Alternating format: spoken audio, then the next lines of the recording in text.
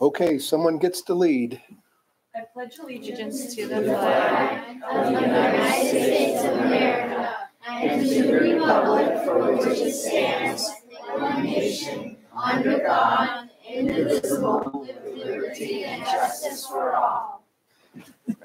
So good. Good job. Stay put. How's it going, y'all? Aiden Anderson here with the Moscow Minutes. Yes, Election Day was this week, and I had a great time walking all over town checking in on the Moscow watch parties. That being said, an election taking place doesn't stop the city council from having business to conduct. Let's go through it. Firstly, like you saw at the beginning, the Pledge of Allegiance at this meeting was led by a troop of Girl Scouts, something which they do every year in conjunction with the UN's Day of the Girl. Ellis Eifert followed this up with the annual report from the Moscow Tree Commission. He summarized the past year of Tree Commission activities, which included Arbor Day tree plantings, the annual seedling giveaway, and their consistent focus on educating citizens about the Moscow Community Forest. This was followed by Amanda Argona presenting the awards from the Moscow Farmers Market Costume Contest. We had a public hearing next. Mike Ray presented an ordinance amending Moscow City Code Title IV, Chapter 6 regarding landscape buffer yard requirements. These requirements haven't been updated in some time, and the update is meant to provide flexibility in the application of standards in actual developments, as well as fix the existing standards for minor errors and clearer communications. There's also the addition of a section to the code which considers adjacent uses, like the buffer yard between the Lightcast building and the surrounding residential area. With no input from the public having been given at the hearing, the council deliberated briefly before approving the ordinance unanimously. Bill Belknap then presented a city financial policy update. This policy is regularly reviewed to ensure compliance with state code and GFOA best practices.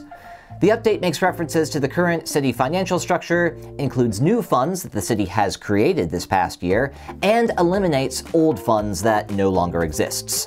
This was also approved unanimously by the Moscow City Council. The thrilling conclusion of the night came in the form of an amendment to the city's procurement and purchasing policy. Bill Belknap again presented the policy, which was created in 2023 to better detail purchasing obligations, limits, and requirements for city employees. After a review of the policy over the past year, 2 new sections were added in this amendment.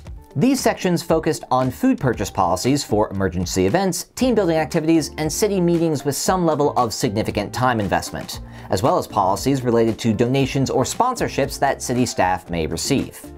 The main point of deliberation from the council came from Drew Davis about whether a table featured in the amendment allowed for a review of purchases and contracts over the course of the year, since this policy allows for purchases without direct city council oversight.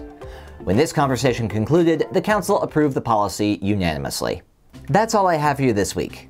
I want to give a big shout out to everyone who helped out at the polls this past week, and another big shout out to everyone who participated in this year's election. However, politics doesn't stop when the polls close, and that's as true for the city of Moscow as it is everywhere else. If you really care about being an engaged citizen, there's a lot to pay attention to when it comes to the city and when it comes to the county as well.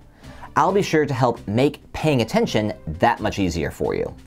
As always, we'll have the relevant links posted with this video, and if you have any questions, please reach out. I'm Aiden Anderson with the Moscow Minutes. We'll see you next time.